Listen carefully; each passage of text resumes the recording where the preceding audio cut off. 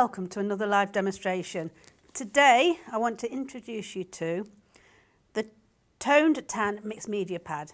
Now you've seen me use the Strathmore tone pads before. This one is the 300 gram. So not only can you do fabulous drawings on a nice quality paper, but it allows you to do more wet media on it because of the heavier weight paper. So that beautiful surface, and see the thickness of the board? So you're now able to do a wet media without it cockling or bending as easily as you would have done on the lighter weight papers. So for me, this is a lot of fun. So I'm going to do a little demonstration using mixed media. The reason is basically I was doodling on the pad and I tried lots of different things just to see how it works. And actually the image that turned out with the bee on the beehive worked really well. So I'm going to do it again for you. So mixed media, because I was playing, I was seeing what worked, what looks good. So I'm going to start, I'm going to add a few extras to this demonstration than I did on the original piece, because the original piece was just a lot of trying of different mediums on the paper. So the first thing I'm going to use is aqua Collage, which is a glue. Yes, you can get lots of other glues, but this one is really suitable for using with watercolour. And the difference with this is that you can paint over with watercolour. So if you use a PVA glue, that's absolutely fine for sticking things down. But when you come to painting over maybe some collage pieces with watercolour, it tends to slide off. So this is suitable for painting over with watercolour. So I've done some little sayings. I just made them up. Let me just see which way. So it says, industrious pollinator, the unassuming bee. I just put words together, to be honest, to describe the bee. So I'm going to stick this onto the pad. And I am purposely going over. And I'm not even thinking, this will be quite a doodle. I'm not even thinking about, because I haven't put these on the last piece. I don't know how they're going to work, because they're going to get covered as well. Flips from flower to flower with gentle grace. So that is just something I made up, put words together which describe a bee. I'm going to incorporate them into this piece. So let's think. Let's put it down here. Covering it down. Now normally you are able to let things dry before you move on to other pieces, but we'll see how it goes. It's a mixed media, it's a bit of play and it's a bit of trial and error. Okay, so what I was doing is I had colours on my palette. So this is gold. It's quite gummy because I've had it sitting down. Let's just get the colour out. That's quite gummy.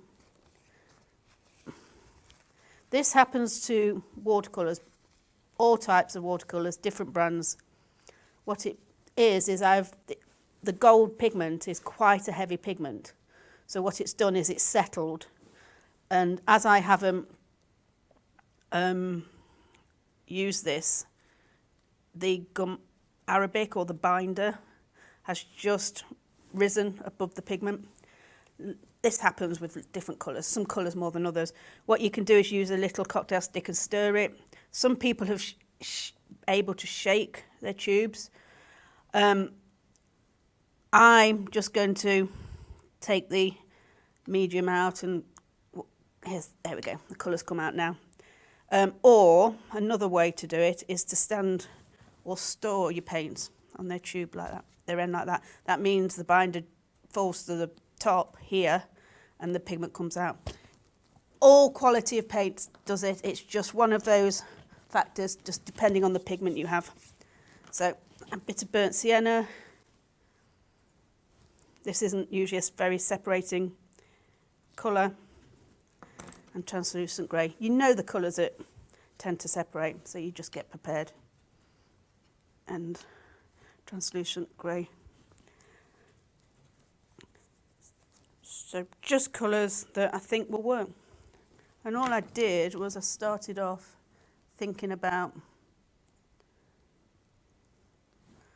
the shape of the honeycomb. So it's is it 1, 2, 6-sided.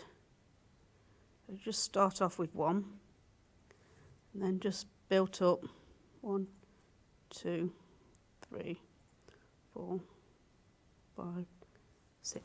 Don't have to be perfect. And then I just switch from colour to colour. 2,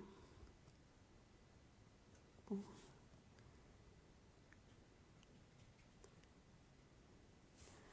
And add colours in. And this is what I mean by doodling. I literally was just seeing what happened.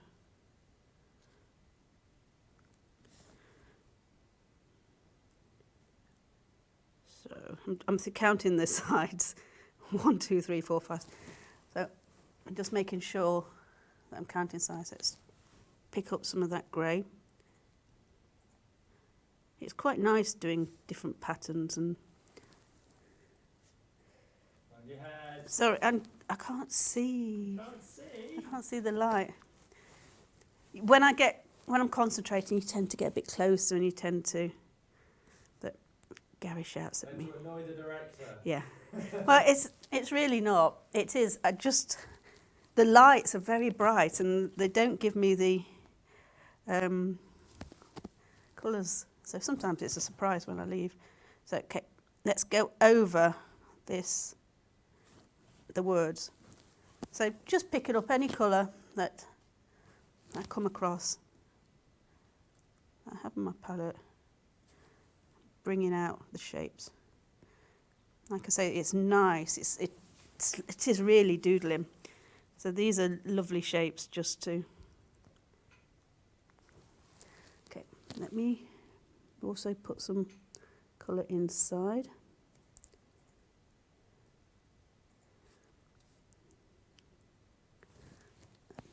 Take some over, putting the watercolour on that aqua collage, so able to tint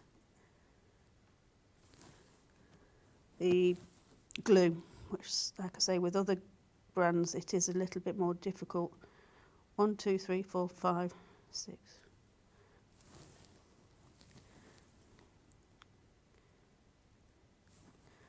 So even though I am counting size, I'm going to be a little bit more random sometimes and have areas which don't quite. So you have different areas. So here it's quite, you can see all the sides and you can see the control I've put in.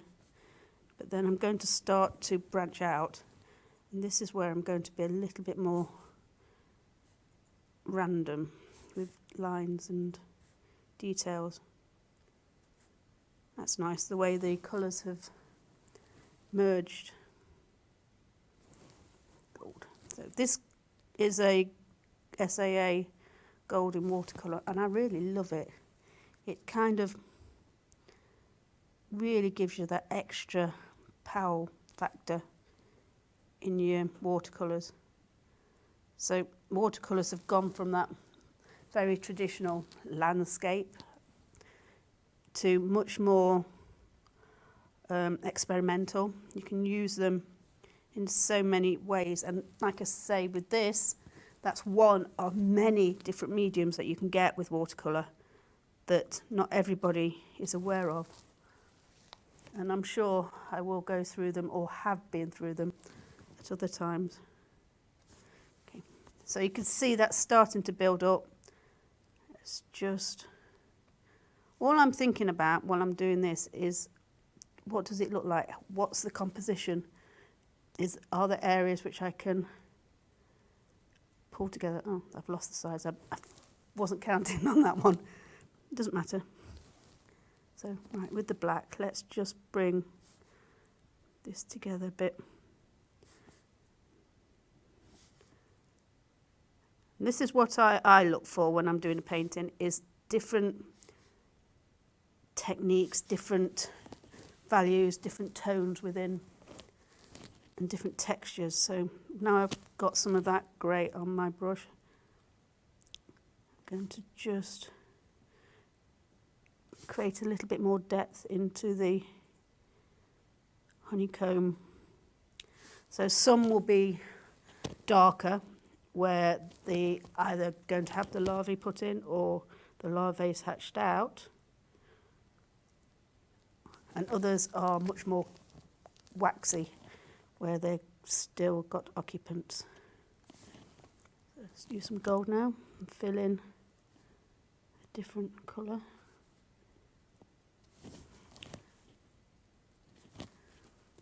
And with mixed media, what you do is you come back in with a different medium. If I have jumped around here, I can then come back maybe with pen or other tools which I can build up.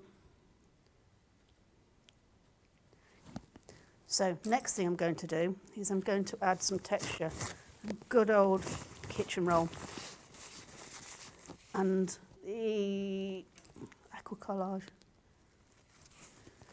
So going to glue on, just going to see what happens. And stick it down. Like I say, normally you can have time and you can let things dry. I'm just going to soak it with the glue and hope it sticks down. It's a bit like paper macheing if you've got the tissue very wet. Just adding some texture.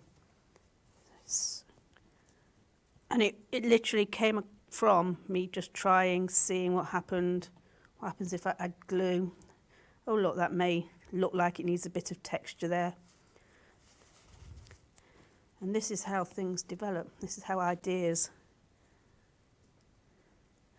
are developed. Doesn't mean it's a final piece. What it was I was given this pad. It enabled me to use mixed media and to use things more wetly than I normally would on this kind of paper. And this is what you do, you play. And you often can end up with a piece that actually you're quite happy with. So I would say here it's not soaked through. That's why I'm really soaking with the glue. And it's going to take a little while to dry, but we haven't got the time, so we'll just see what happens. It's really nice when it gets very thin. And one layer here, you get some lovely textures, a little bit more subtle than this bigger area. And it's the Humbo kitchen roll.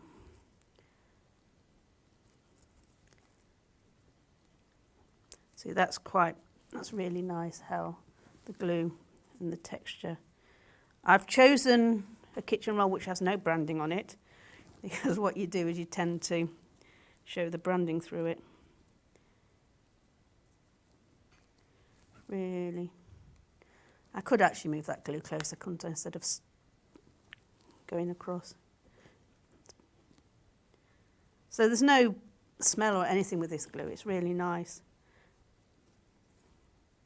And I know I can shove watercolour on top of it.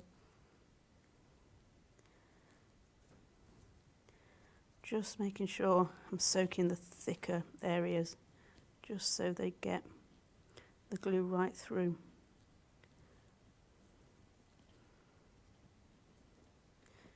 Pushing it through.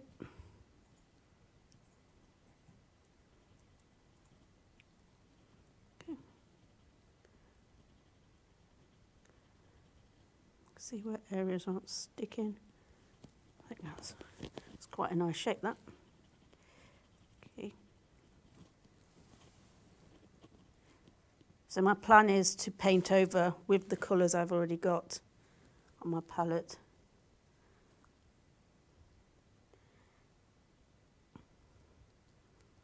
Okay. If any areas left, I'm not too worried, I can go back in.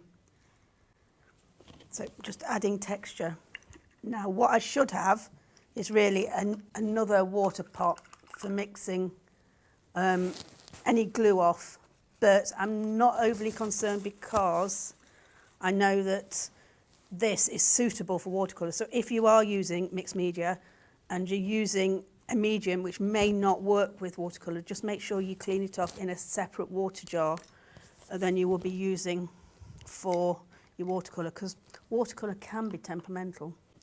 So while I've got that on, I'm just going to add some colours while it's wet. Let's go over and use the, I love this colour background, so I'm not going to cover it all. I'm going to keep it as part of the piece. This is why I like using the tanned. Let's use some of the black. Now this is quite strong, so make sure I've got it weak. And I can always go over. This is a great thing. You can, with mixed media, you don't always know how it's going to turn out, but you can always build up and go back in and say, oh, that bit needs a little bit more.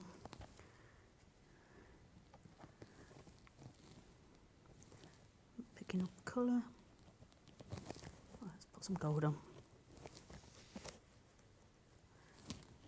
Don't know if you can see how shiny this gold is, but it really does shimmer. You move your left hand. Sorry, There we go. this is keeping me upright in my left hand. Let's go back in here. Yeah, I haven't put the bee on yet. I can do that at the end. I want to just get the texture down. Oops, it's a bit too dark. Can't actually see what the words have said.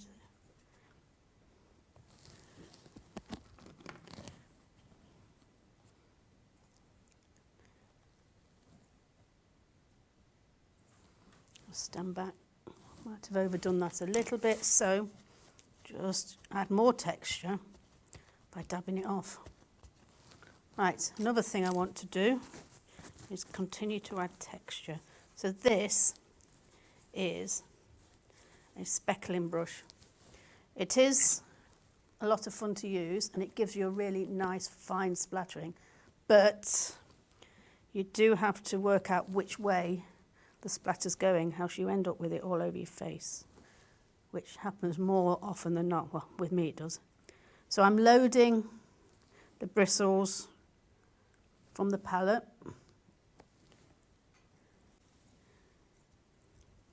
And I'm actually going to double load it, so a bit of the dark as well.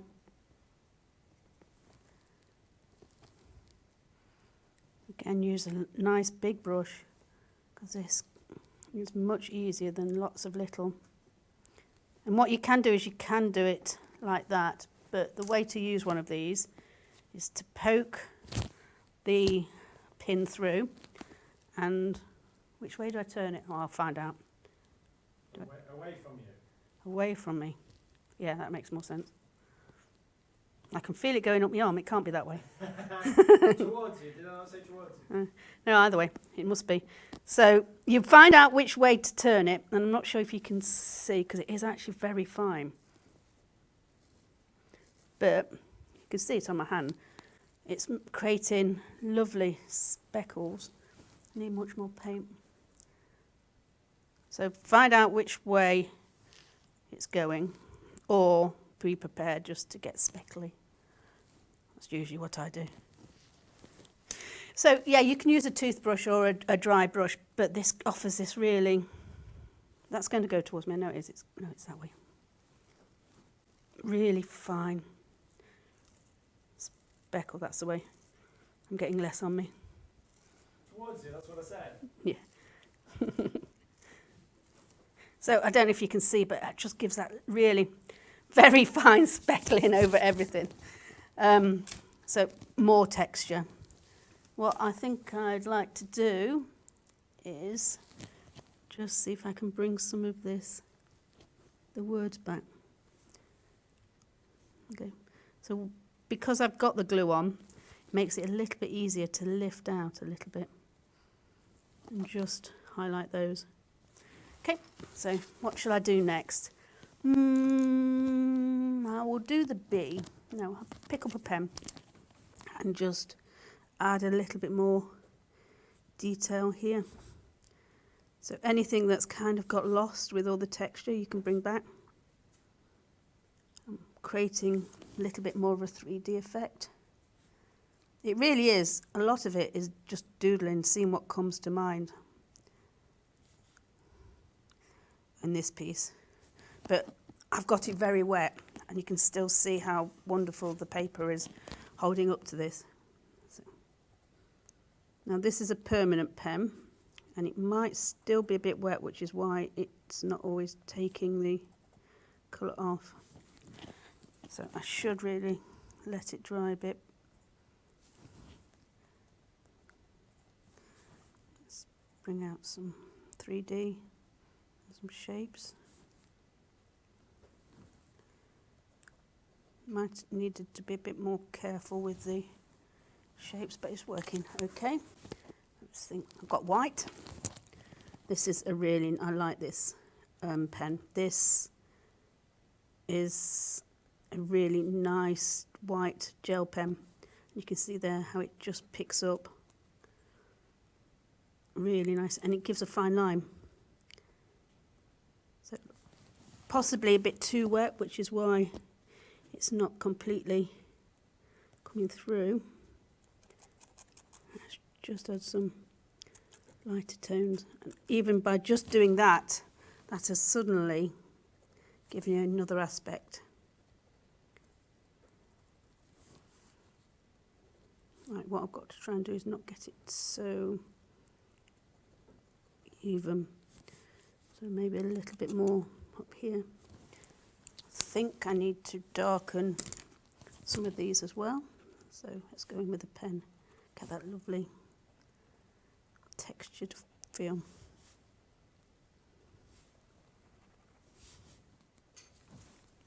Gold. So this is the great thing about mixed media. It kind of develops as you kind of think about it and think, oh, I need a little bit here. So on here we've lost, because I lifted it off, we've lost some shapes. I can put them back. Let's take the gold over here.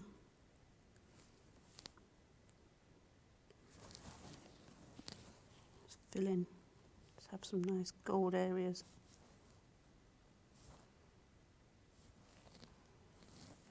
A lot of it isn't planned at all. I'm just seeing what benefits from the different areas. Right, I'm going to go now. Well, I think I'll let that dry. So let's have a short break, and that will give this time to dry a bit, and then I can really think about where I want to go from then. So join me in a minute.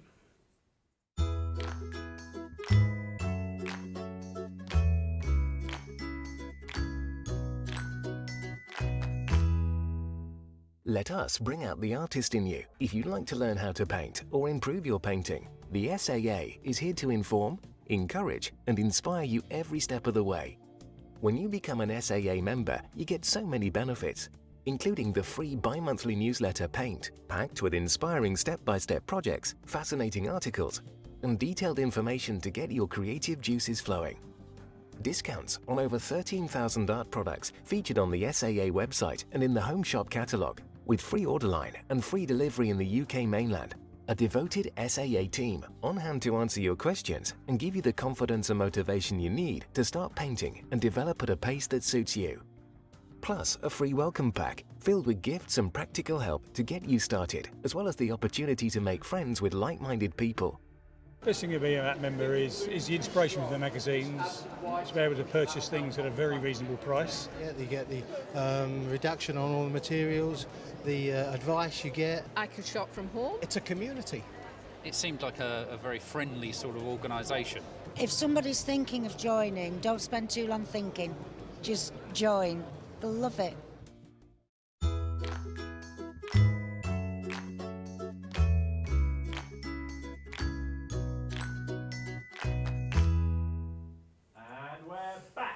Hello and welcome back. So I've had a chance to just give that a little blast with a hairdryer. Not fully dry because it's quite thick, but what it's also done is it's dried a lot lighter, so now I can see where maybe I want to add a little bit more tone.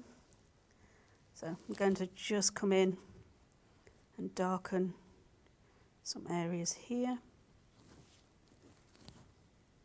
So just thinking of how it balances as well.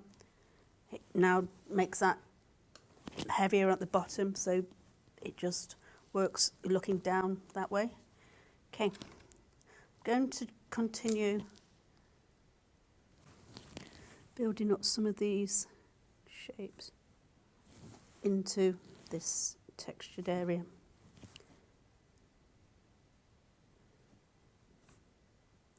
I had bees in the garden, in the lawn. Bit excited about them, and they didn't do any harm, and they stayed there just one season, but what they didn't like is me going near it with the lawnmower. They tended to get a bit buzzy. I found them by accidentally knocking the top sod of grass off, and then they were underneath there, and it was really fascinating. I kind of said good morning to them every time I left. But what was funny is if you disturb the sod and you can see the honeycomb underneath, very quickly all the bees came out and recovered themselves. It was fascinating. I haven't had bees recently. I do have a bee house and I keep looking for occupancy, but nobody's taken up the offer yet. It's a prime retail estate for well-mannered bees, but no one's taken up the offer yet. But then I only put it out a few months ago, so I'm sure it's not got round the neighbourhood, that there's a good hotel sitting in the garden. I think the cats keep an eye on it as well, because they seem to sit by it and guard it quite often, which may be another reason for non-occupancy at the moment. But I will get excited and probably tell you when I have a bee occupant. So because bees can live in colonies, there's about 270 species. Some live in colonies, and then there's single bees, which live in their own holes. So that's probably what I'm going to find. Right, now for the bee. So for the main feature, I'm going to just do a quick, because it's still a little wet, sketch. Think about how it's going to look. So what I have done is I've kind of studied the shape of a bee. So this is why I can just draw a bee. Now, if I was really studied, I would study a specific bee. But this is a bee, and I've looked where its legs come from. So you get one main one from the thorax here, another one here, and a smaller one there. So knowing where the placement of things are, it means I can just draw a bee. They have the antennae here, and then their wings come from little shoulder joints here.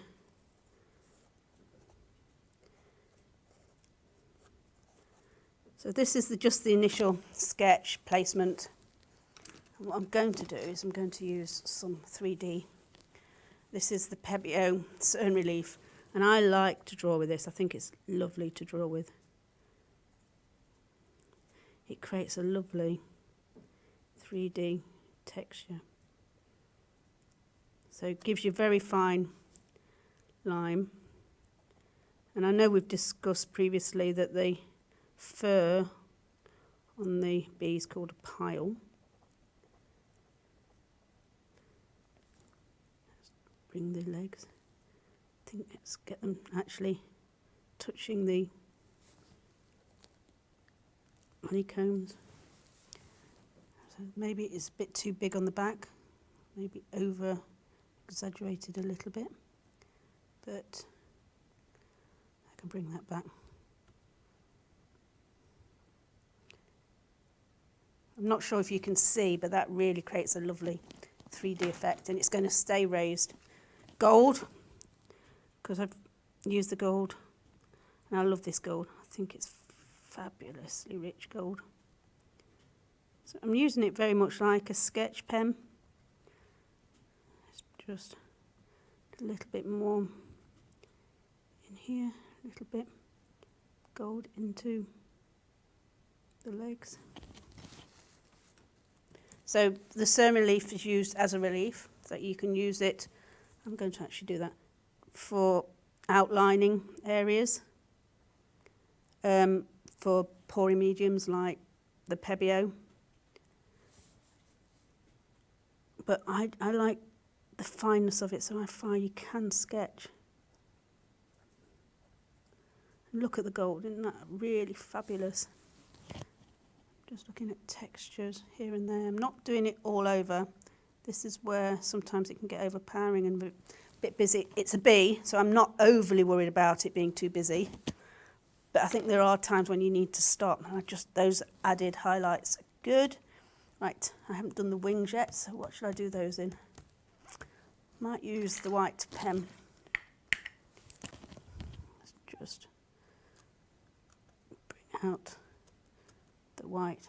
So again, another layer of texture. So the bee was raised, but the wings are very delicate. So I'm just using a different medium to represent this. I think it's still a bit wet, so my pen's not always catching, but it's doing enough. Give it a shake. So that needs to dry. It takes about half an hour before I can go back in. But let's bring out some more detail.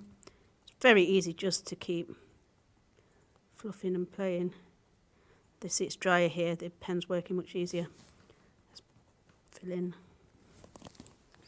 I think, let's go back in, let's actually darken.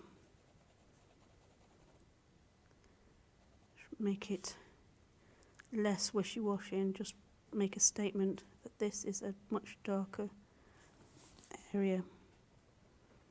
Yeah, it's wet, it's catching. So I will go in with the watercolour, smaller brush. If I had time, I would let it dry and then work on the areas with the medium of choice, but to get this all done in one swoop, I do need to jump around a little bit. Being too careful with my brush. 6. Need a little bit there. So now I'm just thinking about the balance, what bits maybe need a little bit more definition, what doesn't work in the composition. Do I need to be a little bit stronger, less timid with the shape? What areas don't work?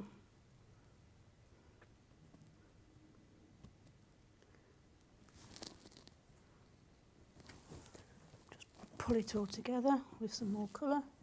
I think that's pretty much where I'm going to stop.